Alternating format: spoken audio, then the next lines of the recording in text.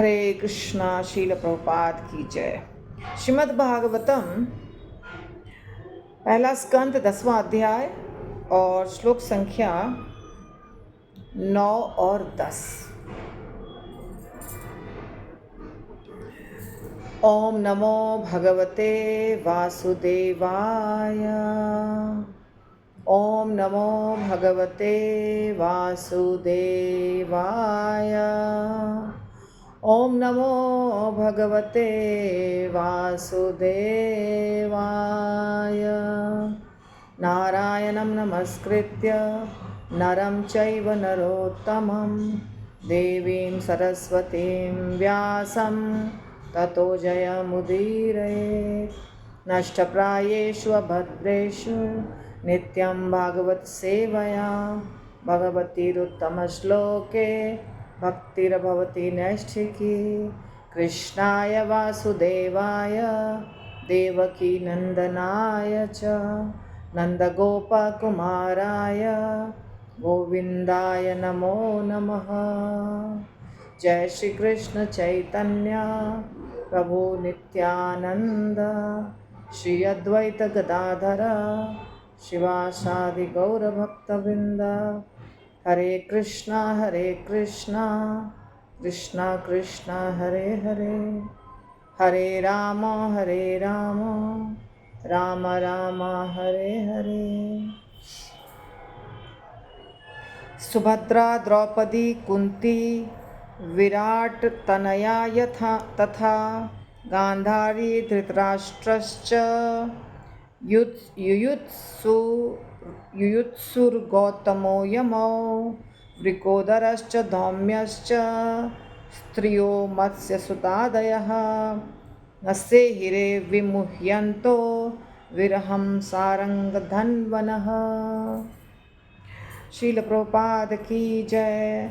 सुभद्रा कृष्ण की बहन, द्रौपदी पांडवों की पत्नी, कुंती पांडवों की माता, विराट तनया विराट की पुत्री उत्तरा तथा भी गांधारी दुर्योधन की माता, धृतराष्ट्र दुर्योधन का पिता च तथा युयुत्सु धृतराष्ट्र की वैश्य पत्नी का पुत्र, गौतम कृपाचार्य, यमौ नकुल तथा सहदेव जुड़वा भाई, वृकोदरः भीम च तथा धौम्य च तथा स्त्रियः राजमहल की अन्य पत्नियां भी, मत्स्य सुता आदयः मछुआरे की पुत्री सत्यवती भीष्म की सौतेली माता, नहीं से हिरे सह सखी विमुह्यन्तः मूर्छितसी विरहम वियोग सारंग धन्वनः। श्री कृष्ण का जो अपने हाथ में शंख धारण किए रहते हैं। अनुवाद बाय एसी भक्तिवेदांत स्वामी शील प्रभुपाद की जय। उस समय सुभद्रा द्रौपदी कुंती उत्तरा गांधारी धृतराष्ट्र युयुत्सु कृपाचार्य नकुल सहदेव भीमसेन धौम्य तथा सत्यवती सभी मूर्छित से हो गए, क्योंकि भगवान कृष्ण का वियोग सह पाना उन सबों के लिए असंभव था। सूत गोस्वामी वर्णन कर रहे हैं, ठीक है ना। ये वर्णन जो हो रहा है वो सूत गोस्वामी के द्वारा हो रहा है और आप देख रहे हैं कि बहुत श्लोकों से ये चल रहा था। ये अध्याय का नाम भी है द्वारका के लिए भगवान कृष्ण का प्रस्थान। तो भगवान कृष्ण तुरंत जाना चाह रहे थे, युद्ध समाप्त होने के तुरंत बाद जाना चाह रहे थे, परंतु फिर बहन जो थी सुभद्रा माता, उनको सांत्वना देने के लिए, क्योंकि अभिमन्यु की मृत्यु हो गई थी ना, तो अभिमन्यु सुभद्रा का पुत्र था, सुभद्रा अर्जुन का, कृष्ण का भांजा हो गया। तो माता बहुत दुखी थी, सुभद्रा माता बहुत दुखी थी, इसीलिए रुक गए 2 महीने के लिए, बहन के साथ थोड़ा समय बिताया। और बाकी भक्त गण भी चाह रहे थे रुकना। युधिष्ठिर महाराज ने भी भगवान को रोकने के लिए बहुत कुछ बोला था, प्रयास किया था। तो अब सब हो गया, समय बीत गया और अब भगवान चल दिए द्वारका के लिए। रथ पर बैठ के द्वारका के लिए निकल गए। तो जब भगवान निकले तो ये सब इतने नाम जो बताए गए हैं, इतने नाम आप देख रहे हैं, कितने लोग हैं। ऐसे तो बहुत लोग थे और इतने सब जो है ना जिनका नाम बताया गया है, ये सब बहुत प्रमुख लोग हैं, इसीलिए नाम बताया जा रहा है, प्रमुख हैं ये सब।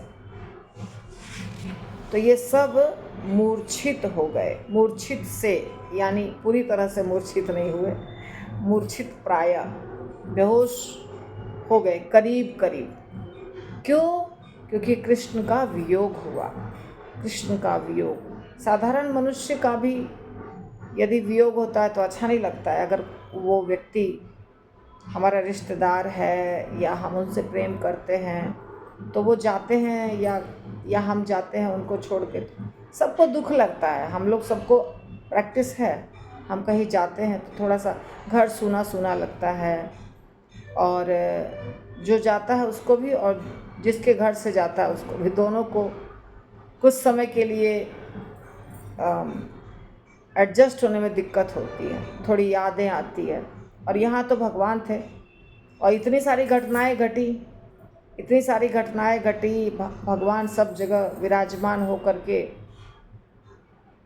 सब कुछ जितना भी हो रहा था हर जगह भगवान का हाथ था। कह रहे थे एक भक्त कि भगवान इतनी तेज़ी से रथ चलाते थे, एक अर्जुन का रथ चला रहे थे ना भगवान, तो एक मिनट भी नहीं लगता था उनको, फट से रथ 3-4 किलोमीटर आगे चला जाता था। यानी कि अगर कोई तीरंदाज अर्जुन को मारना चाह रहा है तो उसको जहाँ पे तीर मारना है तो वहाँ वो रुकेगा, थोड़े कुछ समय के लिए रुकेगा, तभी तीर का निशाना लगेगा वहाँ पे। परंतु भगवान इतना स्पीड में रथ चलाते थे कि अर्जुन जब तक तीर साधेगा, धनुष पर तीर साधेगा, तब तक गायब। तो रथ चलाया भगवान ने, फिर हर जगह संदेशवाहक बन करके गए, शांति दूत बन करके गए, फिर सांत्वना दिया और सबको। उत्तरा खुद भी मृत्यु को प्राप्त हो जाती और साथ में जो बच्चा था परीक्षित वो भी खत्म हो जाता, और भगवान ने वहाँ पे तुरंत सामने आकर के ढाल बन गए, गर्भ के अंदर ढाल बना दिया। बच्चे की भी जान बच गई और माता की भी। तो ऐसे भगवान अनेकों जगह सहायता किए। अब वो भगवान जा रहे हैं, किसको अच्छा लगेगा? सब यहाँ पे देखिए सबके नाम है, गांधारी के भी नाम है, ऐसा नहीं कि गांधारी का नाम नहीं। गांधारी भी कृष्ण से प्रेम करती थी। सत्यवती माता का भी नाम है। 5 पांडव तो थे ही, कुंती तो थी, द्रौपदी तो थी, पर इसके सिवा धृतराष्ट्र भी प्यार करता था कृष्ण से, गांधारी भी प्यार कर। भगवान से तो सब लोग प्यार करते हैं, भगवान से सब प्यार करते हैं, गुरु से सब प्यार करते हैं, आपस में झगड़ा करते हैं, है ना। गुरु बहुत अच्छे हैं, बाकी सब वैष्णव अच्छे नहीं हैं, भगवान बहुत अच्छे हैं। तो ये स्वभाव है मनुष्य का। भगवान श्री कृष्ण जीवों के लिए, विशेषतया भक्तों के लिए इतने आकर्षक हैं कि उनका वियोग सहना असह्य हो जाता है। भगवान का जो नाम है ना कृष्ण शब्द का नाम ही है, कृष्ण शब्द का अर्थ ही है सर्वाकर्षक, अर्थात सबको आकर्षित करने वाले, सबके मन को खींचने वाले, अपनी तरफ खींच लेते हैं। हम लोग सिर्फ मूर्ति देखते हैं भगवान की मूर्ति देखते हैं कि भगवान खड़े हैं, या तो फोटो देखते हैं कि भगवान, इस फोटो में भगवान ऐसे इस रूप में खड़े हैं या बैठे हैं। इसके बाद हम सुनते हैं भगवान की लीलाओं को, कान से सुनते हैं। तो लीलाओं को सुनने के बाद हमें इतना अच्छा लगता है। और यदि भगवान का रोल कोई अदा कर रहा है टीवी सीरियल में, पिक्चर में, तो उस व्यक्ति को हम सोच लेते हैं कि कृष्ण ही है। जैसे हमें सोचना होता है कि कृष्ण ये बात बोल रहे हैं, कृष्ण ये लीला कर रहे हैं, तो दिमाग में कौन आता है? जो कृष्ण बन करके किया है। अब साक्षात कृष्ण यदि खड़े हो करके सब कुछ कर रहे हों, नाच रहे हों, गा रहे हों, जितनी लीलाएं हुई हैं वो सब अगर आँखों से दिखाई देता रहे किसी भी व्यक्ति को, तो सोचिए क्या मतलब कितना फ़र्क पड़ेगा उसमें और उस आकर्षण में और इस आकर्षण में बहुत फ़र्क है। क्योंकि हमको तो दिखाई देते नहीं है भगवान, हम लोग उनके लीलाओं को सुनकर के आकर्षित होते हैं और जो मूर्ति बनी है उसको देखकर आकर्षित होते हैं। हमारे सामने भगवान प्रकट नहीं हुए हैं या भगवान हिल नहीं रहे हैं, डुल नहीं रहे हैं, कुछ नाच नहीं रहे हैं, गा नहीं रहे हैं, केवल मूर्ति बनी हुई है। हम लोग सब ऐसे हैं। उस समय साक्षात भगवान प्रकट थे और भगवान जब साक्षात प्रकट होंगे तो कितने आकर्षक होंगे, इसका अनुमान लगाना भी हमारे लिए बहुत मुश्किल है। और वो भगवान जो भगवान कृष्ण जितना ज़्यादा दिनों तक रहे अपने फुफेरे भाइयों के साथ, यानी ये 5 पांडवों के साथ, उतना कहाँ किसी के साथ रहे, उतना लंबे समय तक नहीं रहे सबके साथ, बाकी लोगों के साथ जितना इनके साथ रहे। बहुत लंबे समय तक साथ दिया इनका। तो अब छूट रहे हैं, जा रहे हैं भगवान, तो अवश्य सबको दुख होगा। तो बहुत सहन करने से परे, असह्य यानी सहन नहीं कर सकते, उनका बिछुड़ना सहन नहीं कर सकते हैं। साधारण व्यक्ति का बिछुड़ना भी बहुत मुश्किल होता है। तो बद्ध जीव माया के वशीभूत होकर ही भगवान को भूलता है, अन्यथा ऐसा हो ही नहीं सकता है। माया के कारण सारा जो समस्या हमारे जीवन में, जो सारी समस्या हो रही है, उसके पीछे माया है। यदि माया नहीं हो तो व्यक्ति भोग नहीं कर सकता है, फिर तो वो कृष्ण के साथ ही रहेगा हमेशा। लेकिन जब माया बीच में चली आती है ना, तो दिमाग काम नहीं करता है। व्यक्ति का जो ओरिजिनल स्वरूप है वो उस समय रहता ही नहीं है, मूलभूत स्वरूप में नहीं रहता है जीवात्मा, इसीलिए वो वैसे वैसे हरकत करता है। यदि मान लीजिए कोई नशे में है, कोई व्यक्ति यदि नशे में है, तो उससे क्या उम्मीद कर रहे हैं? कुछ नहीं कर सकते। इसी प्रकार कोई व्यक्ति यदि पागल है तो उससे क्या उम्मीद कर सकते हैं? कैसा बिहेवियर होगा उसका? नहीं हो सकता है। इसी प्रकार यदि कोई नींद में है तो वो कैसा बिहेव करेगा? यही हालत हमारी है। हम अभी बीमार हैं, पागल हैं, नींद में हैं, यही सब स्थिति में हम नेचुरल हमारा जो स्वरूप है उसमें हम स्थित नहीं हैं। इसीलिए हमारा जो बर्ताव है वो ऐसा है, उटपटांग वाला बर्ताव। और जैसे जैसे व्यक्ति भक्ति में घुसता है, भक्तिमयी सेवाएं करता है, शास्त्रों को सुनता है, अच्छे से सुनता है, समझता है सत्संग, तो वो धीरे धीरे ठीक होने लगता है।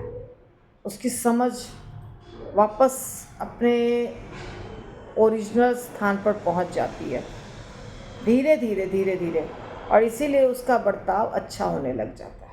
कहते हैं ना कि भक्त जो होते हैं, अगर कोई व्यक्ति भक्त है तो उसमें देवताओं के गुण चले आते हैं, ऐसा कहा जाता है। और भी अच्छा बनेगा तो देवताओं से ज़्यादा अच्छे वैष्णव होते हैं, तो वैष्णव के सारे गुण आ जाते हैं। क्यों हो जाता है ऐसा? क्योंकि बीमारी जो लगी हुई है, बीमारी अभी कोई नशे में है, नशा उतरेगा तो नॉर्मल बात करेगा। वो नशे में, कोई व्यक्ति नशे में है तो आप उससे बात करने जाएंगे तो बहुत कुछ बोलता है वो। दूसरा व्यक्ति कहता है पिया हुआ है इसीलिए ऐसे बड़बड़ कर रहा है। पागल जो है, पागल खाने में हम लोग तो गए नहीं है, पिक्चर में देखा है हमने, पर पागल खाने में कहते हैं हर व्यक्ति अपने आप को बहुत बड़ा बहादुर शेर समझता है। और आप कभी कभी किसी पागल को देखिएगा, कहीं रोड पे भटक रहा है, कुछ भी बड़बड़ बड़बड़ कर रहा है, या तो पूरा शरीर गंदा है, कहीं बैठा है जूठा में, गंदगी में बैठा हुआ, उसी में वो खुश है। किसी किसी व्यक्ति को देखिएगा रोड पे भिखारी है, पूरा शरीर गंदा है, कपड़े गंदे हैं, और वहाँ पे एक पोटली में कुछ खाने का, एक पोटली में कुछ खाने का, कभी कभी रोड का जो फालतू सामान होता है वो जमा करके रखता है व्यक्ति। क्यों ऐसा होता है?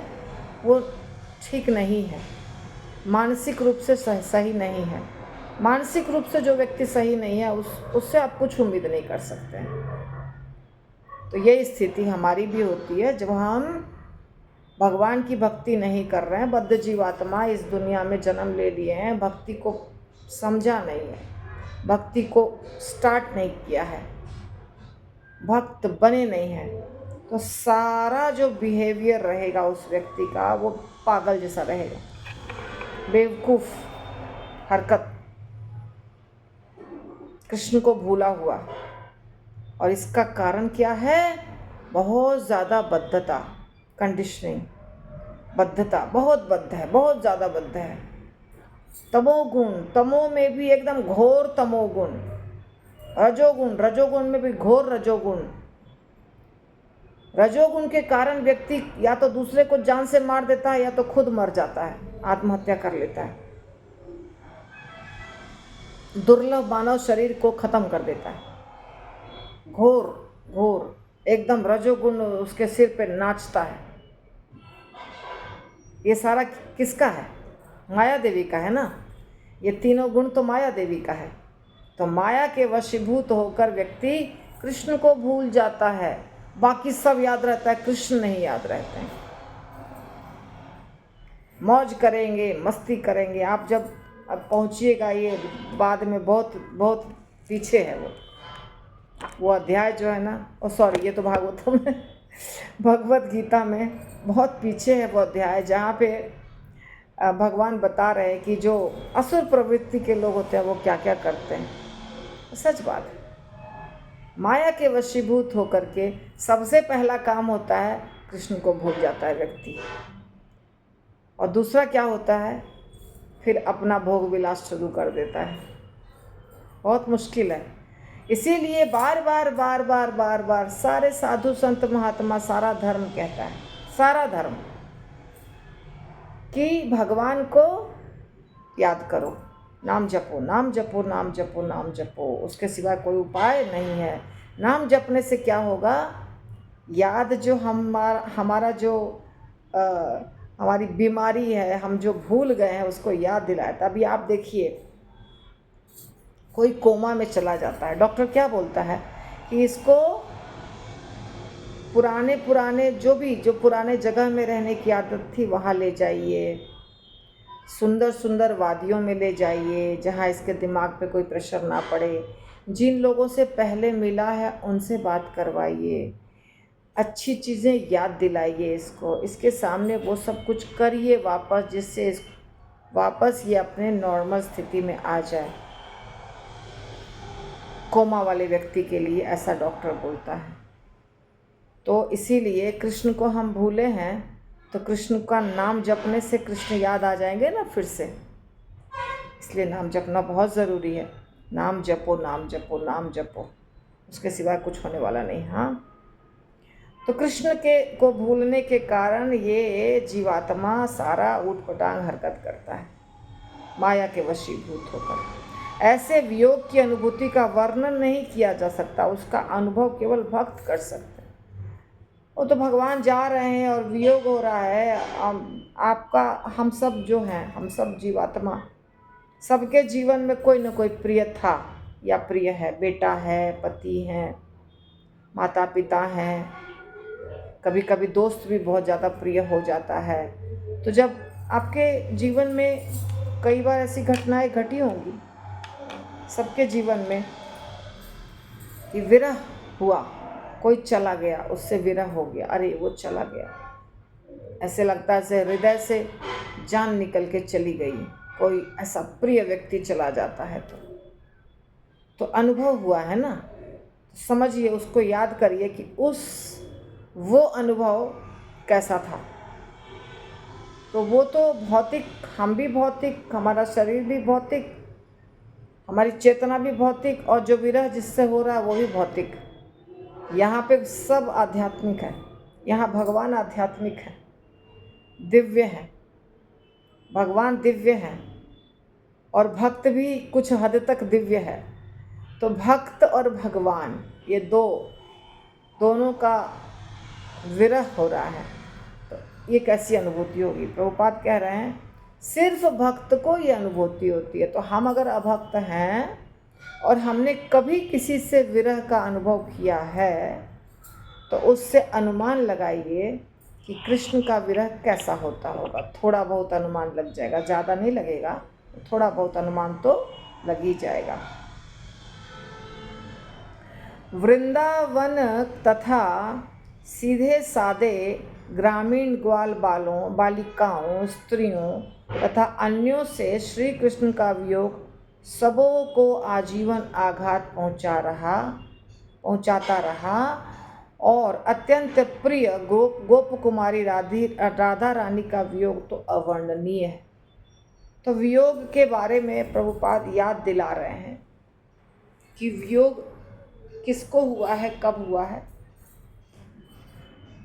कैसा हुआ है। इसीलिए भगवान का वियोग कितने बार हुआ है, कितने लोगों को हुआ है। सबसे ज़्यादा राधा रानी का वियोग है जो प्रसिद्ध है। राधा रानी का वियोग, राधा और कृष्ण को कोई नहीं कहता है कि कृष्ण को भी वियोग हो रहा था। सब लोग कहते हैं कृष्ण तो छोड़ के चले गए, कृष्ण तो गोपियों को छोड़ के चले गए। इसीलिए कृष्ण को वियोग हो रहा है ऐसा कोई नहीं बोलता है। राधा रानी को वियोग हो रहा है ऐसा सब लोग बोलते हैं, पर सिर्फ राधा रानी को नहीं हो रहा था, सबको हो रहा था। जितने भी व्यक्ति थे वृंदावन में, ब्रजमंडल में, चाहे वो कृष्ण की प्रेमिकाएं हों, चाहे गोप बालक हों, चाहे एल्डरली गोपीज होती हैं ना, जिसको कह सकते हैं माता यशोदा के बराबर की गोपियां थी वो, चाहे नंद बाबा और नंद बाबा के साथी गण थे, वो सबको विरह हो रहा था। राधा रानी का विरह ज़्यादा प्रसिद्ध है क्योंकि राधा रानी सबसे ज़्यादा प्रेम करती थी। और कृष्ण को विरह हो रहा था ये इसलिए कोई नहीं बोलता है क्योंकि कृष्ण स्वयं छोड़ कर गए थे। तो जो छोड़ कर गया है उसको क्या बोले, परंतु कृष्ण को विरह तो हो रहा था। क्यों हो रहा था?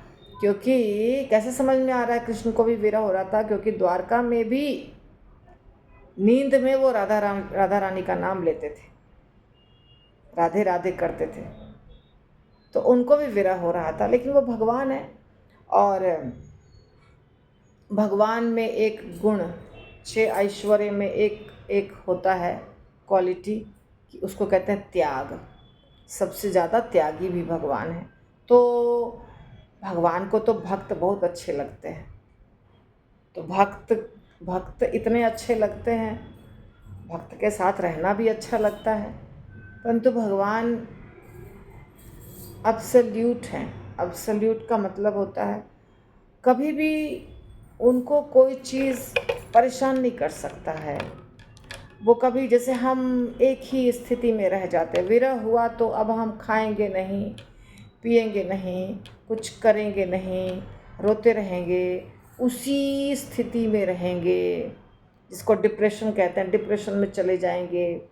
एक व्यक्ति हमको अगर बहुत पसंद है और उस व्यक्ति ने हमको छोड़ दिया तो अब हमारा जीवन बर्बाद, ऐसा हो जाता है। ये हम लोगों की हालत होती है। पर कृष्ण के साथ ऐसा नहीं होता। कृष्ण चाहे कितने भी लोग प्यार करते हों कृष्ण को और कितने भी लोग दूर चले गए हों कृष्ण से, परंतु कृष्ण को आगे और जो करना है, बाकी लोगों के साथ जो भी बर्ताव करना है, उनके साथ जो कर्तव्य है, वो सब करते रहते हैं और खुश रहते हैं हमेशा। ये फ़र्क है हमारे में और भगवान में। बुद्धिमान है बहुत ज़्यादा भगवान। तो बुद्धि इतना ज़्यादा है कि विरह वगैरह कुछ काम नहीं करता है। किसी भी व्यक्ति के पास बुद्धि अगर बहुत पावरफुल हो, बहुत शक्तिशाली हो, तो विरह बर्दाश्त कर लेगा वो आदमी, ये फ़र्क है, अब्सोल्यूट है ना, इसलिए। तो वे एक बार सूर्य ग्रहण के समय कुरुक्षेत्र में मिले और उन्हें ऐसी अनुभूति हुई कि वह हृदय विदारक है। तो गोपियाँ और भगवान की पत्नियाँ सब मिले थे कुरुक्षेत्र में, और सूर्य ग्रहण था उस समय, तो सब गोपियाँ भी आई थीं, सब नंद बाबा भी, यशोदा माता सब आए थे, और इधर से द्वारका से सब लोग पहुँचे थे कुरुक्षेत्र, और सबका मिलन हुआ था। तो ये सब महाभारत में भी वर्णित है, मैंने पढ़ा नहीं है महाभारत, पर है वर्णित, और भी थोड़ा बहुत भागवतम में है मुझे लगता है, पर इसकी चर्चा सब जगह होती है। ये कुरुक्षेत्र में जो मिले थे, इसकी चर्चा सब जगह होती है। कुरुक्षेत्र बहुत इम्पॉर्टेंट स्थान है, मैं गई हूँ कुरुक्षेत्र 2-3 बार, परंतु वहाँ सब लोग मिले इसीलिए बहुत महत्वपूर्ण है, क्योंकि वहाँ गोपियाँ गईं, उस स्थान पर गोपियाँ गईं। ऐसे तो कुरुक्षेत्र पहले से ही इम्पोर्टेंट है, देवताओं धर्म क्षेत्र कुरुक्षेत्र, आप लोग को पढ़ाया है मैंने, आपको प्रैक्टिस भी कराया है कि कुरुक्षेत्र को धर्म क्षेत्र क्यों कहा जाता है। धर्म क्षेत्र कुरुक्षेत्र समवेता युयुत्सवः मामकः पांडवाश्चैव किम अकुर्वत संजय। धृतराष्ट्र बोलते हैं कुरुक्षेत्र क्यों इम्पोर्टेंट है, क्योंकि वो धर्म क्षेत्र है, वहाँ पे धर्म की विजय होती है। देवतागण हमेशा वहाँ आते हैं और आते थे, और वहाँ पे मीटिंग वगैरह करना, किसी चीज़ का निर्णय लेना, सेमिनार बोलते हैं ना, वो सब करना, यज्ञ करना, ये सब करने के लिए आते थे। धार्मिक स्थल, तो वहाँ पे अधर्म कभी जीत नहीं सकता। परंतु जब कृष्ण तो रथ चलाए ही थे, वो तो युद्ध हो रहा था, रथ चलाए ही थे, परंतु जब गोपियाँ पहुँची, राधा रानी पहुँची, द्वारका से सारी पत्नियाँ 16,108 पहुँची, ब्रजभूमि से बहुत सारे लोग पहुँचे, तब अलग तरह का पवित्र हो गया, ठीक है ना, क्योंकि सब के सब वैष्णव पहुँच गए वहाँ पे। गोपियाँ सब जो थीं वो तो वैष्णव, महान वैष्णवी हैं, कृष्ण की प्रेमिकाएं हैं, और जो पत्नियाँ थीं वो सब भी वैष्णव हैं, और वो सब लक्ष्मी हैं, ठीक है। तो इतने लोग पहुँच गए, बताइए, तो कुरुक्षेत्र कितना पवित्र हो गया। तो कुरुक्षेत्र में सब लोग मिले, और वहाँ पे कुछ बातचीत हुई गोपियों के बीच में, कृष्ण के बीच में, राधा रानी के बीच में, उसके बारे में कह रहे हैं, हृदय विदारक है। क्योंकि गोपियाँ जब मिली कृष्ण से वहाँ पे, तो कृष्ण अलग दिख रहे थे, क्योंकि जब गोपियों के साथ रहते थे कृष्ण तो ग्वाल बाल के रूप में रहते थे, मोर पंख लगाए सिर के ऊपर, पगड़ी बांधे हुए, फेटा जिसको कहते हैं, साधारण सा, उसमें कोई हीरे जवाहरात जड़े हुए नहीं होते थे, और कमर में फेटा बांधा हुआ, सिर पे पगड़ी बांधा हुआ, मोर पंख लगा हुआ, कमर में बांसुरी, गैया को चराने की रस्सी, और बिगुल बजाने के लिए, और सींग बजाने के लिए, और पैरों में पाजेब। माता यशोदा माता बहुत सजा के भेजती थी ना, तो यशोदा माता सजाती थी भगवान को, और थोड़े जितने गहने थे उन गहनों से सजाती थी, जैसे मकराकृत कुंडल भी पहनते थे भगवान छोटे बच्चे थे तो क्या पहनते होंगे पता नहीं, बड़े होके मकराकृत कुंडल पहनते थे, पर कान में पहनते थे कुछ न कुछ, और गले में भी पहनाती थी, बाजूबंद ये सब भी पहनाती थी, यशोदा माता श्रृंगार करती थी। परंतु साथ साथ में जब वो जंगल जाते थे, तो जंगल में सुंदर सुंदर जो फूल होते हैं वो उसका हार, और कान पे भी फूल लगा लेना, और जो खनिज पदार्थ मिलते हैं उससे कलर बना के और उससे श्रृंगार करते थे। राधा रानी और कृष्ण भी करते थे बाद में श्रृंगार, परंतु छोटे बचपन में भी ये सब करते थे, और बड़े हो गए तभी भी श्रृंगार होता था। और राधा रानी और कृष्ण की तो बहुत सारी लीलाएं हैं, श्रृंगार करती, राधा रानी का श्रृंगार कृष्ण करते थे, और उनके चरणों में भी श्रृंगार करते थे, चोटी गूंथ देते थे। तो ये सब कुछ ऐसा रूप देखा था ना कृष्ण का, परंतु जब वहाँ देखा कृष्ण को, बिल्कुल अलग।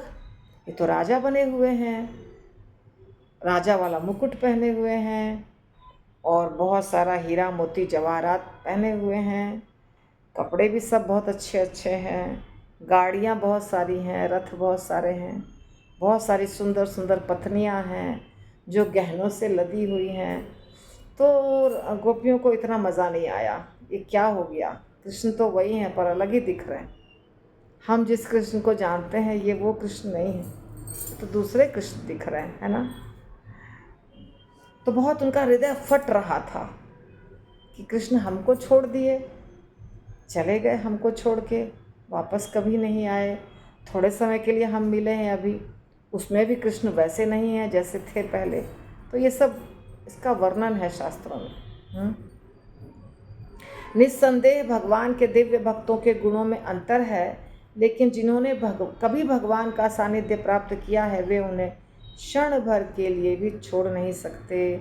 शुद्ध भक्त की यही मनोवृत्ति होती है।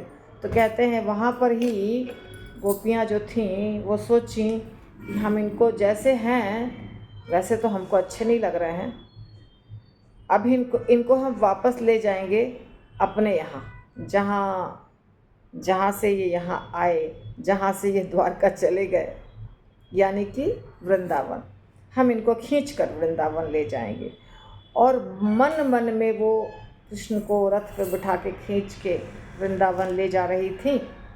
तो उसमें कृष्ण भी बैठे थे, बलराम जी भी और उनकी बहन सुभद्रा भी, सबको खींच के रथ पे ले जा रहे थे। ये भाव था, कुरुक्षेत्र से वृंदावन भगवान को ले जाना है।